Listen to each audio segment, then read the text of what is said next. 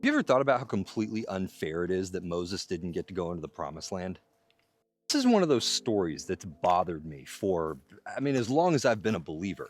You got this guy Moses, and when you really stop to think about the things that Moses did, the magnitude of the life that that guy lived, the faith that he exhibited, and the faithfulness that he exhibited to God during the course of his life, it just almost feels unjust for him to go through all of that and then not get to enter into the promised land because he struck a rock. In fact, it almost feels like there's a degree of irony that it was a strike that kept him out, because you could say one strike and you're out. You would think, given the life that he lived, the Lord could have at least given him 3 strikes before he was out, right? I know they didn't have baseball yet, but he's God. He knew it was coming. Of course, we know that God is just, and we know that he's kind, and we know that he's long-suffering, and that he is love. And so if he didn't allow Moses into the promised land, there has to be something more going on, especially for the reasons. Moses was frustrated with the Israelites, and it's not like the Lord wasn't equally frustrated. The Lord at one point said, I've got to send an angel with you, lest my wrath break out and consume Israel and destroy everyone.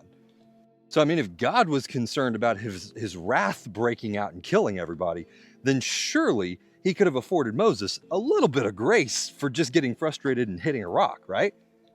Now, this is where everyone's going to say, well, he disobeyed God. I'd be like, yeah, but look at the amount of obedience in this guy's life.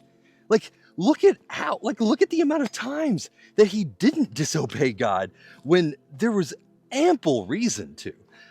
God, having to go back to Egypt after fleeing because you killed somebody, to go face effectively your adopted father and tell him that the God of the universe is threatening him and telling him, you have to let my people go, or all of these calamitous things are going to happen. Do you understand the level of guts and courage and trust in God that would have been required to do something like that? And you're telling me after all that, he couldn't be afforded the tiniest bit of grace? Crazy thing is, the answer is no. He couldn't be afforded a tiny bit of grace. And here's the reason why. Because Moses was the representative through which the law came. And under the law, one infraction keeps you from entering into God's rest. You see, that moment wasn't about Moses. That moment was about what Moses represented.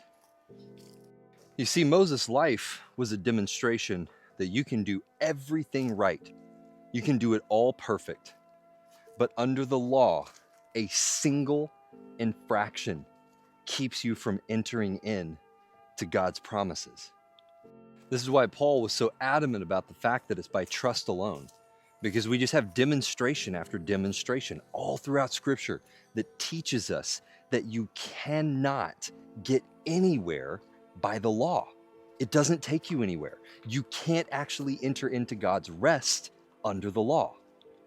Because all the law does is show us how sinful we truly are.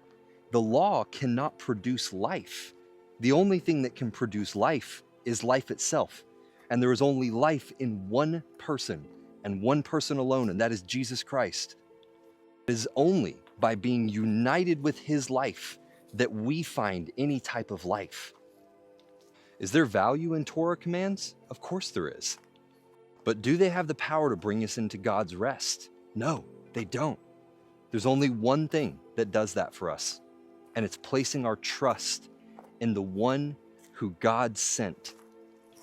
Because here's the thing, for anybody that wants to think that there is any value to them whatsoever with regard to their salvation as it pertains to the law, you need to understand something. Not one of you will ever live a life even moderately close to the life that Moses lived. Not one of you will walk as closely with God as Moses walked. Moses practically saw God face to face, his face, as close to face as a person can get. Moses was the guy. And if one infraction of the law kept him out of the promised land, I promise you, nobody stands a chance. It is by Christ alone, by grace alone, through trust alone. Nothing else. Nothing more, nothing less. That's it.